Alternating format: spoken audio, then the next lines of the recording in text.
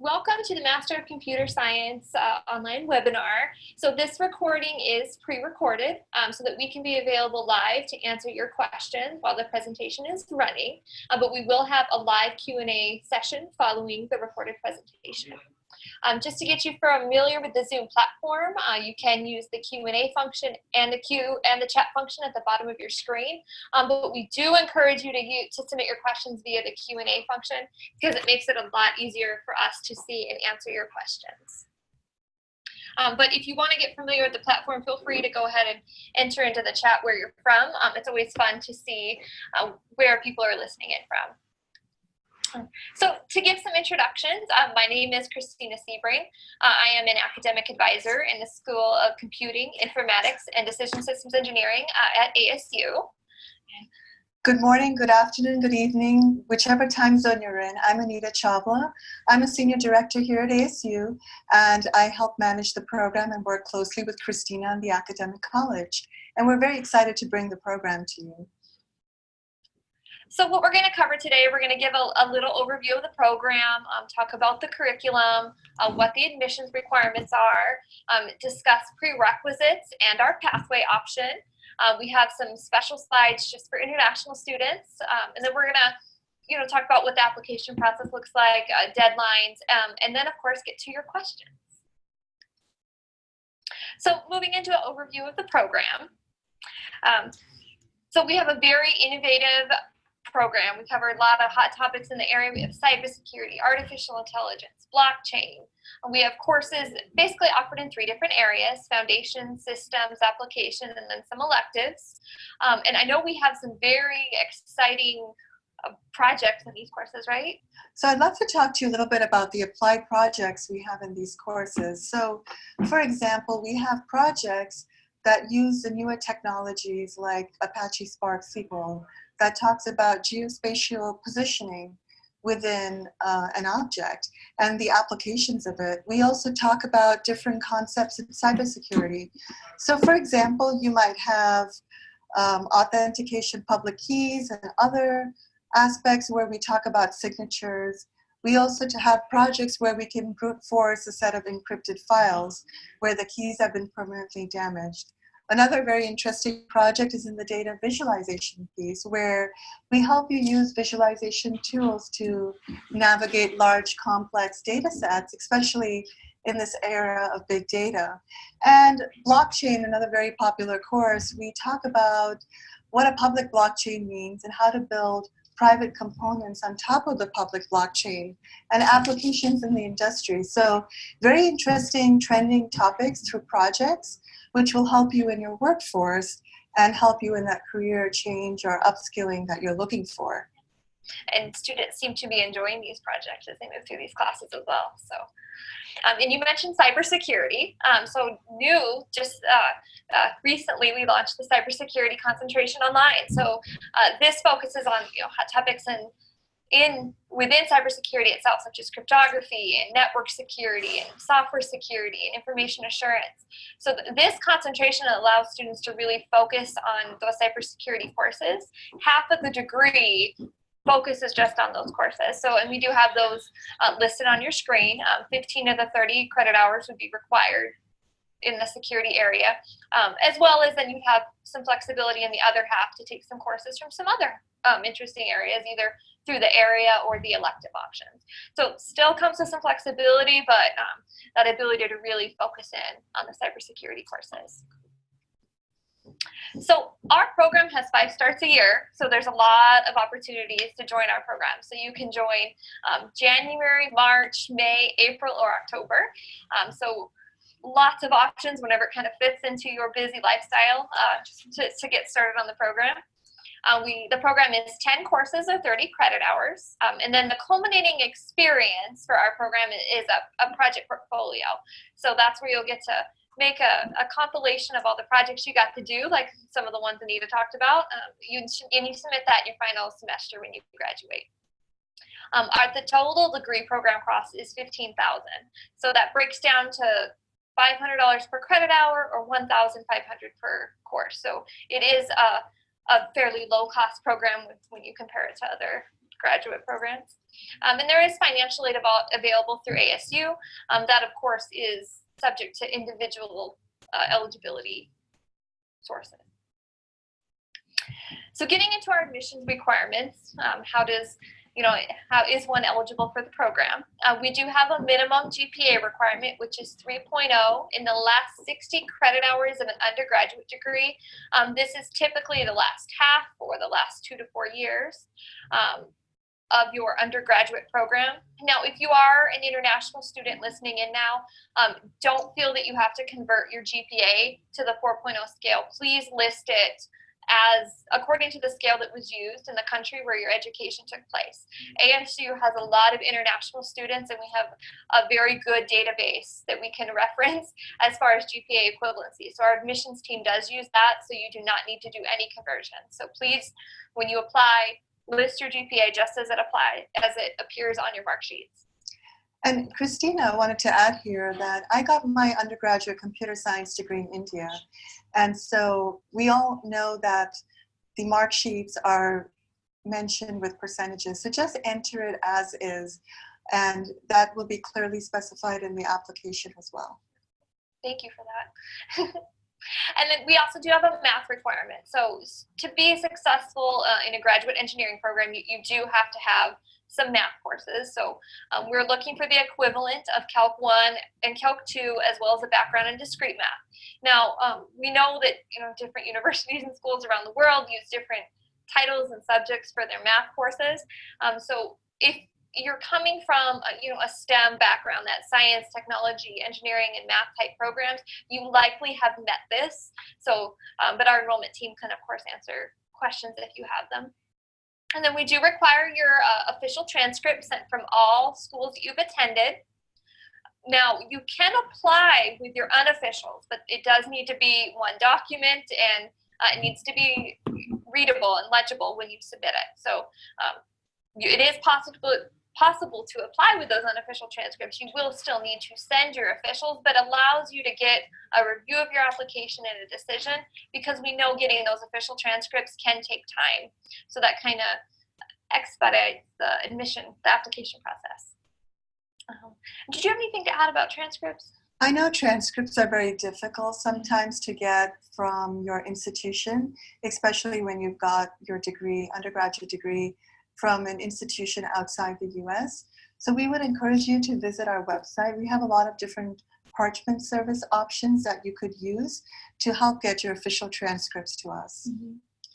And then I guess to close out what's required for, as part of the admissions, we do need a personal statement or a resume. You're welcome to submit both, but we only require one or the other. And then there is an application fee, and how much that fee is depends on your student status. But I do we always get this question, we do not require the GRE or letters of recommendation. So they are optional. If you have them, you're welcome to submit them, but they are not required. So that makes that application process a little easier. And then we talked a little bit about this as we went through, the previous slide, but international students also have to provide proof of English proficiency. And we do have a website on the screen for ASU's standards regarding this and different options for satisfying this requirement, such as if you're a U.S. citizen or permanent resident, if your degree is from an English-speaking country, if you've already taken some credits in the U.S. Those are some things where you may have already demonstrated that. So we do encourage you to visit that and read through there, so you know for sure if you have to take one of the English proficiency tests. And then there is a visa requirement. Even if you are not planning to come to the U.S., you do need to specify that in your application. It is the JN designation if you're international, not planning to come. But if you are on a visa, the grad admissions does still need to see that, so be prepared to send proof of that to our grad admissions. And then I know we discussed transcripts a lot in the last slide. Just want to emphasize again that we do have a lot of information in our FAQ section of our website, which is at links.asu.edu/MCS. And we'll make sure to get all these websites to you during the presentation as well. Anything else to add about for international students? And sometimes the rules can be a little confusing. So we have our enrollment services team that's available by phone, email, or chat, and that contact information will also provide to you, but that's another source where you can reach out for help if you need more clarification on the admissions process. Yes, thank you for mentioning that, because we have a fabulous enrollment team who can help with all these individual questions and help you through navigate all the process. So I guess the last part of admissions requirement is background knowledge or prerequisite knowledge. So to be successful in our classes, you do have to have knowledge in certain areas. And so where we require prior knowledge is computer organization and assembly language programming, data structures and algorithms, operating systems, and then a course in principles of programming languages or intro to theoretical computer science. And so these are that last requirement I mentioned is really where it's advanced programming, compilers, programming paradigms, or like the formal languages, things like that. That's really what we're looking for when we mention this requirement. But we do have an option. If you haven't taken these classes, we do have options available for you. So we have prerequisite courses available through ASU's continuing and professional education platform, where you can take these classes for a low fee. They're non-credit, self-paced, and there's a final exam at the end. So if you complete the course by getting that passing grade listed within the course on the final exam, that completion certificate that you receive can be used to demonstrate that you have knowledge in these areas. So this is a really good, flexible option for our online learners, and we have some moving through it right now, so they're a very popular option as well. I don't know if you have anything to add about our prerequisite courses. Well, this is really exciting. It's part of our innovative model for this degree. And sometimes, let's say if you have an undergraduate in computer science engineering, like myself, you might already have college transcript courses to demonstrate, so you don't need to take this. Mm-hmm. But if you're coming from a different discipline, like let's say mechanical engineering, where you haven't taken these courses in undergrad, but you are working in the IT industry and have knowledge, this is a way for you to demonstrate that prerequisite knowledge. And so we wanted to make sure that we gave you easy options to prove that you have that prerequisite knowledge before coming into the degree program. And these are short courses, as Christina said, and are on demand. You can enroll and start and take them anytime. Yes, and that link's there, so you can go there and start one today. If you know for sure that maybe you're coming from a different discipline, you can go start taking these classes, and they are self-paced, which is nice too. So you can kind of do it at your own speed and get a feel for it. So another option we have is our pathway. A lot of students use this, say maybe your GPA doesn't quite meet that minimum criteria, but you really want to expand your credential and get a master's degree. The pathway is a really good option for that. So what it is it's a non-degree option. It'll allow you to enroll and take 3 of our MCS online courses. And then if you meet a minimum GPA, which we do require, a 3.0 in the first attempt on these 9 credit hours, if you meet that taking these classes, then that helps compensate for that possible low GPA in your undergraduate degree. So it's another option for students who, maybe you're in a different phase or just kind of moving forward in a different degree plan. There's a lot of different reasons students join the pathway, but it's a really good opportunity. And like you mentioned, it provides another accessible way to make your way into the degree. We also have some students who maybe are working through prerequisites and maybe just want to try out a class to get a feel for it. So that's fine too, because it's a non-degree. You have to be kind of responsible for all that prerequisite knowledge, but it is certainly an option. And it also can be used to satisfy ASU's English proficiency requirement. So I don't know if you want to speak a little bit to that or not. So if you complete the pathway with a B or better, and you decide you want to come to ASU for the degree, you just need to take 7 more courses. So 3 in the pathway, 7 more to complete the degree. And because you've already taken the 3 courses as a non-degree student in the pathway program, coming into the degree, you won't need to do any English proficiency exam because you've already met that requirement by being in the pathway and demonstrating the B or better. Yeah, so it's a really good option to kind of make your way in, sample, and try out the classes. And we have a lot of pathway students that are now in the degree programs. We do. Yes, we do have students who've successfully completed this and moved into the degree. Yes. So the application process and deadlines, we do encourage you to visit our website. Again, that's links.asu.edu/MCS to see all of our upcoming application deadlines. As I mentioned earlier, we do have 5 starts a year. Each start has its own deadline, so you do want to visit the website and make sure you meet the deadline for when you're hoping to start the program. We do, of course, encourage you to apply early and get that evaluation and get feedback from our admissions committee. So we, of course, encourage that. And then I guess if you have any questions, as Anita mentioned, we have a fabulous enrollment team. So you can contact them via email, and that's on your screen, mcsenrollment@asu.edu. They also have a toll-free number, so you can call and speak to them, which is nice to be able to speak to somebody and get your questions answered. So that's 844-353-7953, and then our country code on there is 1.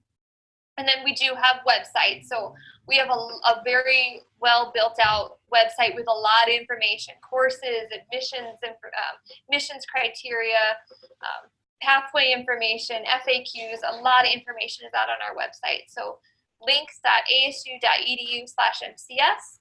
And of course, we encourage you to apply. So you have a direct quick link for that as well. So that's the links.asu.edu/MCS-application. And now we are going to answer your questions.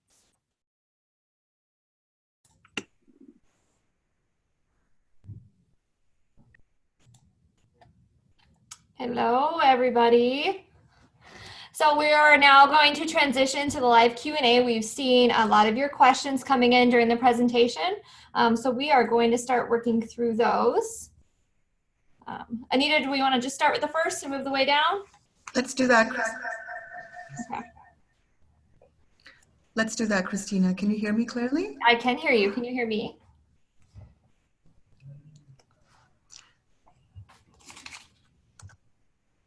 So the first question is, what is the difference between the software master's and the computer science master degree at ASU? And that's a very common question. So it really depends on your career choice.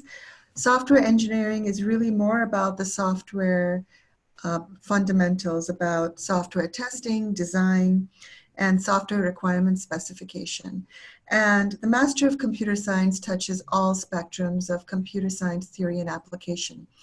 So one of the nice things about our degree program is that you can actually take 3 or 4 software engineering courses and do the remaining non-software engineering courses, which are in cybersecurity, artificial intelligence, machine learning, big data, to give you a broad spectrum of technology skills. And the other thing to note is it really depends on your career choice. And if you're looking for a more technology position, then the Master of Computer Science is what we would recommend. But if you're looking more for developing software and working more in software development, then ASU does offer the Master's in Software Engineering degree as well. The next question from Pramod is there a master degree specialization for UX design? ASU has programs in that, and so if that's more of your interest, please call our enrollment team and they can help you. So Christina, Dheeraj has a question for you. Okay. I have found that Calculus 1 and 2 are required for this program as a requirement, and he's from India, like me, and has taken a few math courses like Math 1 and 2, Probability and Statistics, Numerical Analysis, and his question is, these courses consist of almost all the topics that are measured in Calculus 1 and 2 of ASU. So what would you recommend for Dheeraj? I would say often with degrees from India, we see that the Math 1 and the Math 2 are coming in, and the calculus has been covered in those courses as well. You know, all the combination of math that are taken, especially in those STEM fields. So in general, if you have a degree with science, technology, engineering, and math, where you took a lot of those math and probability and statistics courses, you have likely met the math requirement at ASU.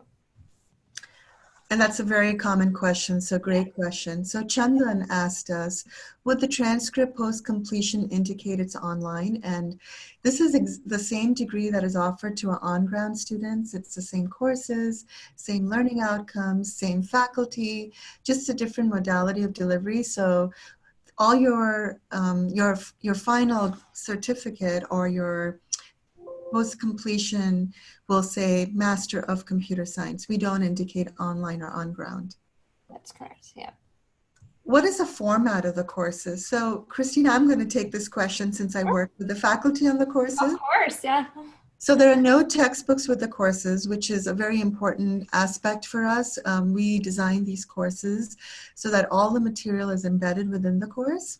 And especially, you know, if you're international and living in a different country, it's really hard to get textbooks. And we knew that going into the program. So our design was primarily around that concept. And so what that means is the course is divided into 8 weeks. We call them modules.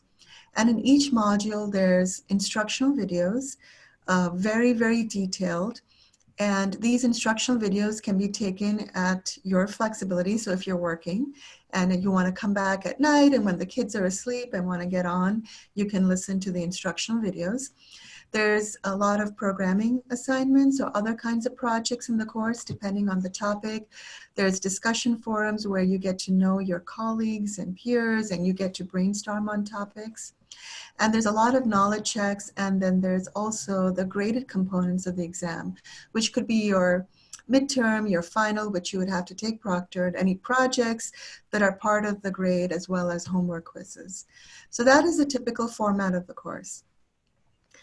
So Shreya has a question, Christina. How strong does one programming skills need to be before joining the MS program? So I would answer this by saying it is a graduate level computer science program. So there is an assumption that there is a computer science foundation. If you kind of trace our prerequisites backwards, you know, students, you know, would be proficient in Java. A lot of the classes we see require Python. So there does need to be, you know, some skills with programming. Whether it's self-taught, but of course in our prerequisites, one of our prerequisites is the principles of programming, which is a more advanced programming. It deals with compilers and programming paradigms. And there is an opportunity, of course, or we will very soon have the opportunity to take that course through the continuing professional education courses. But I'd say there does need to be some knowledge coming in to be able to complete the projects and assignments within this course. And I'm not sure if you have anything to add there. As far as the projects are concerned. No, I agree with Christina. Since these courses are 8 weeks, I mean, you do need to have strong programming skills. And if you're not sure, you can look at the course outlines on the website, and it specifies what each course requires. And so that is also another helpful tool as you pick your courses through the program. Yeah, and that's a good point. There's a prior knowledge and skills section that you can look at for almost all the courses to see what kind of skills the faculty are saying you need to be successful in the courses. So Safia has a question about GDPR regulations, and if you work in social networks data mining, is it possible to use all types of data uploaded from social media profiles now? So what he's referring to is the General Data Protection Regulation Act. And so in our data mining course, we're also pretty careful about the data sets we use. So there is some information in the course brief and in the course about that. Burak says, is there any free courses on Coursera that ASU gives a certificate? We have open courses on Coursera. If you need the certificate, you do have to pay the $49 monthly subscription fee. That certificate is issued by Coursera and signed by ASU. So you can look at our catalog on Coursera.org. So Christina, another question from Biniam. Do you need an evaluation document? So I'm guessing that here they're asking as far as the transcripts go, as far as having the transcripts evaluated by an external source. So ASU's graduate admissions does have some information on that. I do know we need, if the transcripts are in another language, we need the original language as well as the official translated version of that, so they will require both of those. So I believe that's where what this question is referring to. But if not, please feel free to go ahead and submit another clarifying question, and we will circle back to that. That's great, and that's a common question too. Mm-hmm. So another question for you from Vadim. What if I have poor grades in my foreign BS diploma, that's Bachelor of Science, will Pathway still allow me to get the higher GPA to meet the admission requirements? Yes, and the answer to here is yes. That's almost exactly the situation that the pathway is intended for, to allow students who maybe have that low GPA or grades coming from the Bachelor of Science degree or other undergraduate degree to be able to establish a higher graduate level GPA in order to meet the admission requirements for our program. So that the pathway would be an excellent option for that situation. And we also want to make sure that you're aware you need to have a 4-year undergrad degree. So I know in some countries BS is 3 years and in some countries it's 4. The other question that I just got is, are there job opportunities if one specializes in cybersecurity? So definitely upcoming IT field, that is why we chose to build courses in cybersecurity. If you look online, there's cybersecurity engineer, cybersecurity architect. There's even jobs now like chief information security officer. The other questions are, this is a master's degree. It is not a diploma degree, Rajan. So another one is Christina. I've not taken calculus 1 or 2. Does ASU have any online courses in this area? So ASU does offer calculus 1 and 2 online. So that is an option if somebody wanted to pursue that through ASU online. So that's definitely an option. And it's also a common course offered at, either if you're, I don't know where you're located, but almost any community college offers calculus 1 and 2 as well. So that's another opportunity to be able to take those courses. And those are pretty universal courses as far as course equivalency goes. And Rob is asking if there's any entrance exam. We do not. We do not have any entrance exam. We don't require the GRE or any other type of test like that. So we do not have any type of entrance exam for our program. The tuition is same for the in-state and out-of-state students. It's a flat price of $15,000, includes all fees, and there are no textbooks. And yes, Jeff, we will definitely give you a copy of this presentation. It'll be emailed after the webinar. So Christina, Rajan has this question, which we sort of answered, but I think it's important since we're getting it again. How is this degree different than the regular on-campus Master of Computer Science degree? Well, the honest answer is the only difference is the modality, is that it's offered online rather than in person. The courses are developed by the same faculty who are teaching our on-campus courses. Same curriculum, same learning objectives, so everything's the same except for it's offered online, and our courses are offered in the 7.5 weeks, so they do move a little bit quicker, but that is the only difference between this program and our on-campus program. So Jordan, the admission question is, the ASU Spring A session grades, if you want to include that in the admission application for the March start date, I'm assuming that means you're on the pathway and you would like to transition into the degree starting in March. So Christina, how would Jordan be able to do that? The only thing I can say here is the turnaround time from spring session A to spring session B is very tight. So that would be the only thing there is from when grades post to getting you into the degree program. So I don't want to say it's impossible, but that is a very tight turnaround with only 1 week in between with grading. So yes, the grade can be considered, but I would definitely reach out and consult with us a little bit more on that as far as the conversion from pathway to degree, about the realistic timeline for that. And Nicholas asked a question, please explain the last 2 classes in more detail. If you can type in the chat which classes, that would help, and I'll answer it. Vadim said, are prereq courses different from those in the pathway? Christina? So the prerequisite requirement and the pathway are 2 separate things. So the pathway is really a non-degree option to be able to take graduate courses and establish a higher GPA to meet the admissions requirements. The prerequisite requirement is separate, so those are separate courses that you need to take, whether you've taken them before or you're going to take the self-paced versions through our continuing professional education. The pathway does not waive the prerequisite requirement, so that's a really important distinguishing factor. They are separate things. But you can certainly work on prerequisites while doing the pathway, should you choose to do that. And the other question is, if I take these courses, how long are they applicable to apply for the MCS program? We're referring to the continuing professional education courses. Mm-hmm. So those, I mean, if you have your completion certificate, they don't expire because you've demonstrated that you're proficient in the topic. So there's not an expiration date on those. Jimmy had a question for you, Christina. What type of support does ASU offer for remote students? And in this program, everybody's a remote student. Yes. Well, you have full advising support. So you have our advising team that's here to support you.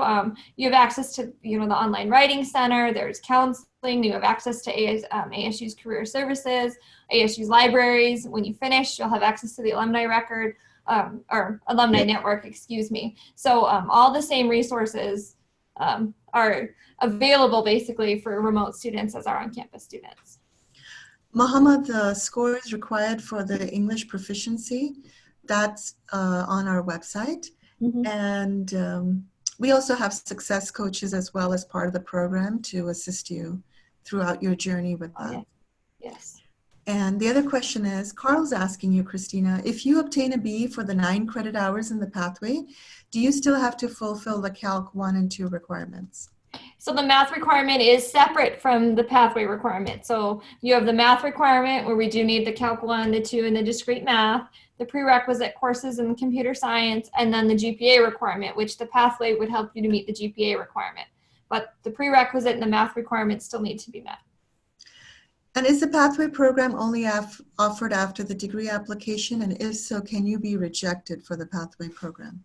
Well, that's a good question. So it is, if you apply and you don't meet our criteria, then we will automatically give you the instructions on how to be a part of the pathway. That said, it is possible if you want to self-opt into the pathway that if you follow the instructions on our website, that is important to follow the pathway tab on our website. It is possible to go directly into the pathway.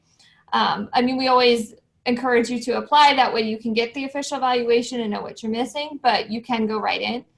It is a non-degree option, so you do have to have an undergraduate degree to be a non-degree student at ASU, so that's the only requirement for the pathway program.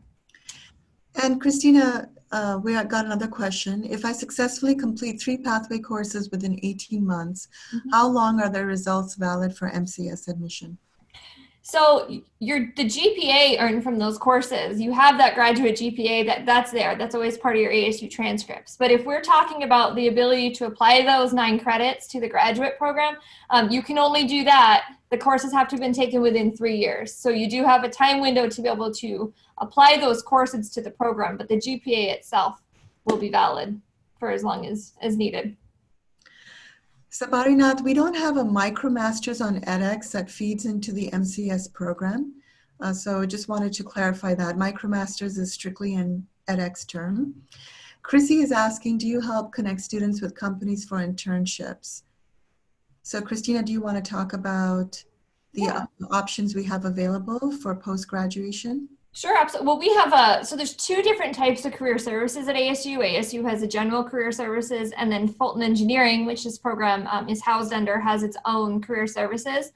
So we have career fairs twice a year, both virtual and on campus, that online students are welcome to attend.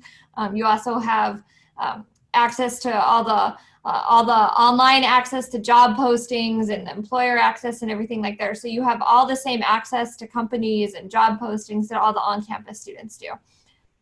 And ASU has very well networked and has a lot of good connections. So we see a lot of our students going for internships in big companies upon graduation. And we do have plans for an AI specialization, so that will be announced on our website. And Steve is asking, is it possible to take part of the program online and the other part on ground? So you can't mix. So you're either online or you're on campus, but it is possible to say start the program on one campus and then transfer to the other. Keep in mind though that on-campus requirements are a little bit tighter and more competitive because there's some space limitations, there's ability to do research pieces, so there's some other factors. So the on-campus program does require the GRE and letters of recommendation, whereas the online does not. So that's one important thing to keep in mind. But if you start online and move to on-campus, that does require another application. And Shiva, I'm also from Mumbai University, where you cannot get electronic transcripts. So I did the same thing. I walked to admissions with my original transcripts, had them make a copy in front of me, attest it, and then give it back to me. So definitely do that if you are local. And Shania, yes, this program is for career changes. So it is for upskilling and career, a career move. Nishant already has a master's in computer science, and he's asking, does he still need to do 30 credits for a second master's? So the pre-admission policy at ASU does not allow students to transfer credits from a previously earned master's. So if you did want to do this degree, you cannot apply credits from a previously earned master's degree. So hopefully that answers the question. You would need to do this program as a standalone degree. The main programming language used in courses, it depends on the course, so definitely check our course briefs online. And Apurv is asking, does he have to send the transcripts while applying, or can he wait till once he's accepted? So you can apply with your unofficial transcript. So you have to make sure they're legible. The system does limit you to one attachment. So it needs to be one file, and we have to be able to read them. But you can apply with your unofficials. But then, if admitted, you do need to send your official transcripts to the university. We do need to have those on file. And Harminder, yes, you can walk with other students on Convocation Day. We have a lot of students, online students, that come in for the ceremony. In fact, Anita, I have one planning to come in December. Oh, sweet. That's very exciting, Christina. Yeah. And Jemai is asking if you're online and if they come to campus, can they use the on-campus resources? So that you would need, now the Sun card is basically ASU's identification card. It's optional for online students, but you would need it to access any on-campus resources to show that you're a student. So if you do happen to be a local student to the ASU campus, I would opt in and go ahead and get that Sun card. And if you're graduating this year, yes, you can start in the summer term with us at Labad, because we have 5 starts a year. Yeah. And the other question is, if you don't get accepted in your first application, can you apply again? So in that case, Christina, I think you would recommend them the pathway option, correct? Right. So the great thing about our program is they do get feedback as far as what we think they could work on to make their application more competitive, whether it's taking some of the continuing professional education courses or doing the pathway to strengthen the GPA. So then my advice would be, if you don't get accepted, to go ahead and pursue those suggestions, and then you can reapply. So Krishna is saying that he's done a master's in biotech and he's been working in the IT industry. So in fact, Krishna, your profile matches a lot of our students in the current program who are working professionals. I'm going to skip through the questions we've already answered, but Hector is asking the question about the project portfolio. Okay. And the question is, do you have a library approved previous students portfolio? I'd like to get an understanding of what topics are covered in the program. So we don't publish the student portfolio, so that isn't something I would be able to share. But I know Anita talked a little bit during the presentation about projects that are covered, but in each course you will have projects, I know some of them build on each other, some are standalone, and then whether you write your portfolio report on summarizing all 3 or just one, you would submit that at the end of each course. At the end of your program, you get to decide which courses you want to submit for your final portfolio, but it's not a published portfolio, so it is an internal portfolio to ASU. So it just lives here, if that helps clarify the question. Yeah. And yes, if you're doing a STEM undergrad degree like physics from IIT Delhi, you're definitely eligible to apply for the master's program. And will I be able to use this degree to fulfill the prerequisite of having a master's degree for joining PhD programs across universities in the US? So yes, and I will let you know, obviously it depends on program and the requirements. Our PhD program, for example, does not require a master's degree, but if you are looking for one, it is a master's degree identical to one a student would earn on campus. So if you're wanting to do your master's and then a PhD, this would absolutely qualify for that. And Suvjit, your percentages that you get in your undergrad degree would be converted to a GPA, and we typically look for a 3.0 GPA in your undergrad program. But if you don't meet that requirement, you will definitely be offered the pathway. Okay, So somebody has a degree in engineering from a US university and they haven't taken a course explicitly in discrete math. Do they need to worry about this?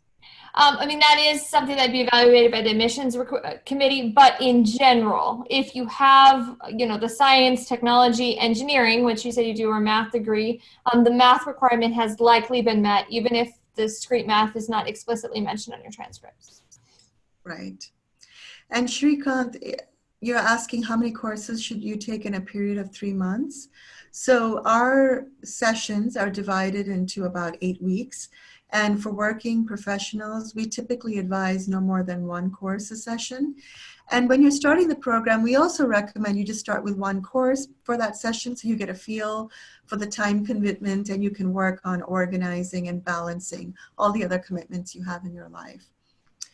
The other question I had is, if you have certifications like Microsoft MTA and fiber optics, we don't consider those certifications as meeting some of the admission requirements for the program. And if you've worked in electrical, if you've got a degree in electrical engineering, but you're working as a software engineer, yes, we would recommend that you complete the prerequisites, but you could also apply. And Christina and her team would advise you on what you need to do to get admitted to the program. So if you really want to know what exactly you need to do, we would encourage you to apply to get that academic review of your transcript. Absolutely.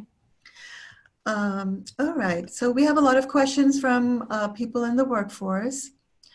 And if you are a web designer looking for the career change, other disciplines in the IT field, we would encourage you to visit our website to see the flavor of courses we offer and what learning outcomes you will achieve. The other questions I have is, yes, ASU does view the online BS in Computer Science from the University of London as a valid degree for the purpose of this program. Our Masters of Computer Science courses are offered all through Coursera. And then our program is accredited, just like MIT or any other university in the US. Christina, interesting question. I'm on a US work visa and planning to join the program. Can I continue the courses from outside the US in case my work assignment ends? So yes, you can. This is an online program, so you can complete this program from anywhere. I have students from all around the world right now completing our program. So absolutely, you can do this program from wherever you're at. I will say, just because visa was brought up, there is no visa or any kind of student visas issued for this program since it is online. So I would encourage you just to double check on the requirements as far as what you can and can't do when you're on a visa. Correct. And we also encourage you during the application to send in all your transcripts, because that will really help in providing a full academic review and put you on the right path. Yes. So Michael's asking a question. It's an interesting one. Is there a difference between the Coursera courses and a RealMCS course? So our degree courses are offered by ASU, taught by ASU faculty, and they're part of the ASU Master of Computer Science program. They're not a Coursera course, but they're delivered on the Coursera platform. And the credit and the transcript is what you get from ASU. What has been the success for students who have had no computer science undergrad, but have strong programming backgrounds? So I guess definitely, if you're coming from, even if you have the programming background, there's other prerequisite requirements for computer science. We have operating systems, computer organization, data structures, algorithms. Our program can have some theoretical expectations. So there's that's where the prerequisite courses come in, where you really strengthen that foundation. Aside from just programming, it is more of a program, more than just programming that's needed, I would say. So I'd say if you're coming from a non-CS background, to take advantage of the continuing and professional education courses, to go ahead and strengthen that. And then you would have the background necessary to be successful in our courses. But we are seeing it. We're seeing, as Anita mentioned earlier, career changes and things like that with the upskilling to get the formalized credential. And if your GPA is low, I mean, submitting a GRE won't help your GPA, then you will probably be put on the pathway option. Yes. And if you've only taken 3 years of undergrad, you will need to get that 4th year to be eligible for the Masters of Computer Science program at ASU. And the professors and the TAs are available during the course. They help throughout the course experience.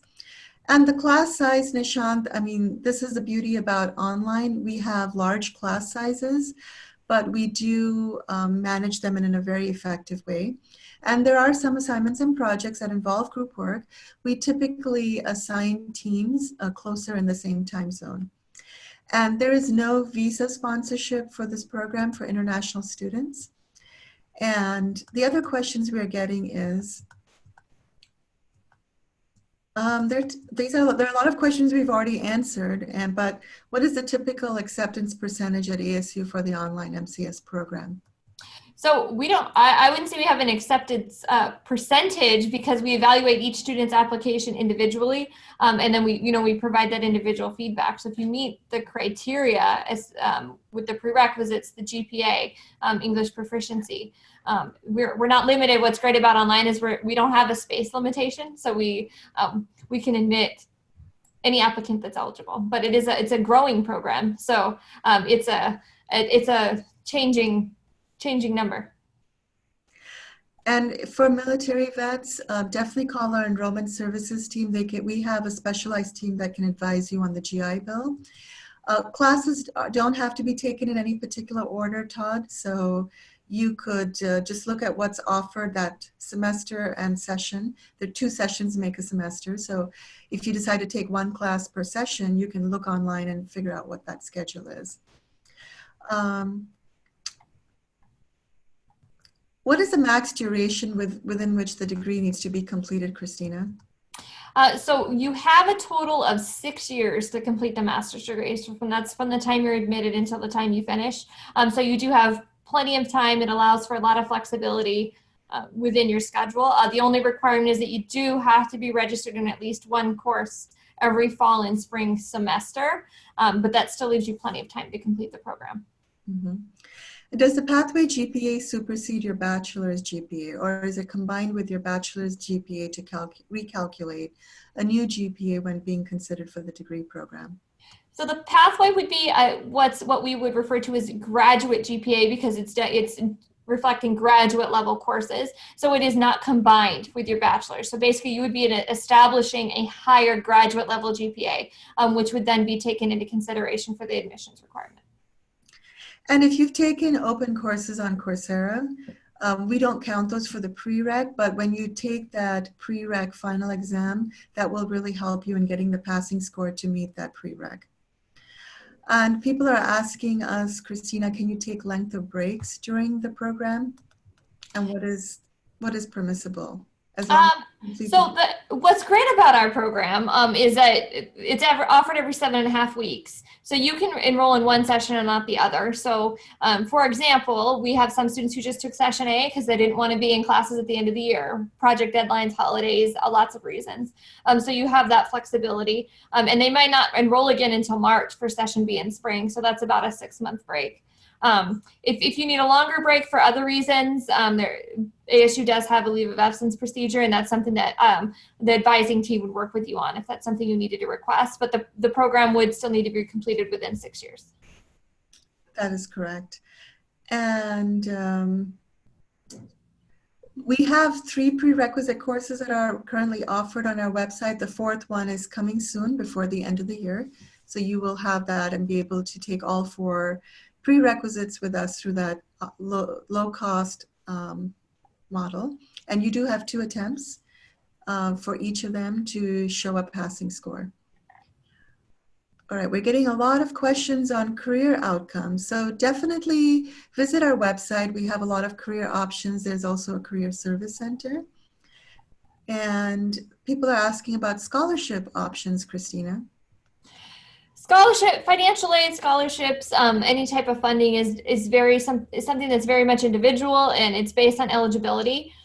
So we can get out the scholarship information into the chat and the financial aid options, because that's something, it's very, very much based on your individual situation. So I would review ASU's financial aid website for more information regarding that. But we do have a low-cost tuition structure for this program, and it is a flat fee. So you can anticipate it. Tuition is charged as you register. So if you only take one class, it's $1,500. That's a very important point. We're getting questions on the master track, and they're asking, when is our next cohort for Big Data Master Track going to open? So we're going to open that very quickly. We have our next cohort starting in January. We are also going to be launching the Software Engineering Master Tracks program, which is also starting in January. So Christina, do you want to talk a little bit about what that program really is and how that leads into a degree into ASU, if that's the desired option? Sure. So Master Track is for non-degree students. So you can take three, usually there's a cohort of, I'd say, 4 courses, and you can choose 3 of them. If you complete 3 courses with a grade of B or better, then you would qualify for the Master Track certificate. Those 9 credits can also count as pathway courses, because if you get the B or better to qualify for the Master Track certificate, you would also meet the GPA requirements for our program and can then transfer those courses into the degree program. So it's a good way to get, even if, if you're not sure, you just want to try something out, or you kind of want to do the pathway and get a professional certification, it's a good way to do that, and then you can move into the degree program later. That's great. We do have AI and big data related classes. Our big data classes are really around scalable data processing, data visualization, data mining, blockchain, and so those are the courses that are also offered in the Master Track, Rajan. We do offer classes every session. The schedule is listed online. And then, Christina, are online students able to apply for health insurance? Ooh, that question, I would actually refer you over to the ASU Health Services for that, as far as all the eligibility and fees and costs for that. So I would consult with the ASU Health Services directly, just to determine what all their eligibility factors are. And Christina, when somebody finishes all 30 credits and they're international, how would they get their diploma certificate or their degree certificate? So it would be sent via mail. So ASU would ask for a diploma address where you want that to be sent. So the ASU's registrar's office will get that out to you via mail. Great.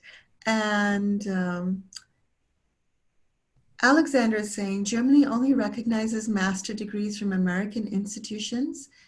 If the program involves defending a thesis, is it still possible to fill this requirement with MCS? So the MCS degree is project only. The thesis option is only available on campus. So I would say if they require a thesis, this program, there is no thesis option for the online program, unfortunately. That's perfect. I have a few more questions. The performance-based admission is our pathway option, Gasper. So we've addressed a lot of questions about that, but if you still have questions on the admissions and you have clarifications based on your individual situation, we would definitely recommend you call our enrollment team. They will be able to help you with this. The other questions we're getting also, if you've done a Bachelor in Commerce degree from India and have work experience, that is still a 15-year program. You will still need a 16th year. You could do 1 year of a master's in your home country and then apply to ASU for the MCS program so that you will meet that 16-year requirement. Can any electives be taken from other ASU programs, such as an Internet of Things class in another program, Christina? For the MCS? So for our online computer science program, you do need to stick to our computer science courses. The answer to that is that unfortunately, though, a lot of that has to do with our a specialized tuition structure. So. Mm-hmm. And Brian is asking, if you apply and then you let them know they have to complete certain prereqs, do they have to reapply for the degree program and pay the application fee again? The timing on that matters a little bit. So if you apply early, then we have the opportunity to get you that evaluation. You can work through the self-paced course or courses, and possibly in time to be able to still start for the semester you applied for. So if you're unsure about prerequisites, it's a really good idea to go ahead and get that application in so you can get the evaluation and feedback and know exactly what you have to do. But we will work with you as long, depending, it does depend on how close we are to the session start, but we will work with you and give you a deadline. So it is possible that you will not have to. And Christina, when a person enrolls in a course, they're only billed for that course. What is the billing schedule typically like? So ASU has tuition deadlines. It's usually based on exactly when you enroll. So like for anybody enrolling for spring now, for example, their tuition's not due till January 25th. And then it kind of rolls from there where they have a time window and then they'll want it due, in the next month on the 25th. So it is staggered so that you don't like enroll one day and have tuition due the next day. So ASU does provide you a little bit of time to be able to plan accordingly before that tuition deadline. Mm-hmm. And for questions on financial aid, we have a lot of students asking about that. Yeah. Where would you refer them to? So I know that Nicole did send that out in the chat. There's ASU's financial aid. ASU is a really wonderful financial aid website. It breaks it down into, student category. You can kind of read through different options. So she did put that link in the chat. It's just students.asu.edu and then /financial aid. And the other question we're getting a lot sporadically in the chat is the schedule. So people are asking how long or how quickly can they finish the program, and how flexible is our MCS program for workplace professionals?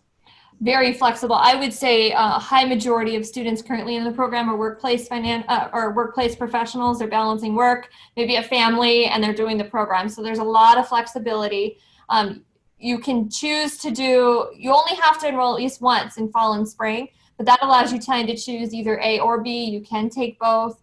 You're not required to enroll in summer unless you're starting in summer. So that would be the only time. Like I said, hours per week, you should plan on 15 to 20. So if you're working, that's why we recommend only taking one course to make sure you have enough time to spend on that course. But I would say there's a lot of flexibility with this program. You can watch your lectures whenever it fits. You don't need to be online at a certain time. So there's a high degree. It's definitely designed for a working professional. And you can finish this program in 1 year because we have 5 sessions and you could take 2 courses per session. But we would recommend that you have a very light schedule outside of the degree program to be able to do those 2 courses per session, because they're very accelerated. And as Christina mentioned, it requires about 15 hours at least per course per week. Yes. And the program again is $15,000. So you can look online. Again, we don't have textbooks and no fees associated with it. So we have 2 minutes. So Christina, I think we've addressed most of the questions. Okay. Again, let's remind everybody where they can get more information from, and that we'd love to see them at ASU. Absolutely. So as we've mentioned a couple times, we have a really wonderful enrollment team. So I know we saw quite a few questions coming in that were very individual specific. So I would encourage you to reach out to our enrollment team to talk through that, and they can give you some guidance and answer your questions. So you can reach them through email. That information still is on your screen, mcsenrollment@asu.edu, or you can call them toll free. And that's the country code 1 and then 844-353-7953. We have a really well built out website. You can look through our courses, look through the course outlines, read through our wonderful FAQ section. Should hopefully answer a lot of your questions. So the short link is there, links.asu.edu/MCS. And then of course, if you're ready to apply, we have a quick link here as well. You can also get to this through our website. links.asu.edu/MCS-application. But I guess just in closing, thank you so much for spending this hour with us. Hopefully we're able to answer your questions, and we do look forward to seeing your applications and hopefully speaking with you later when you join the program. Thank you again. Bye, everyone.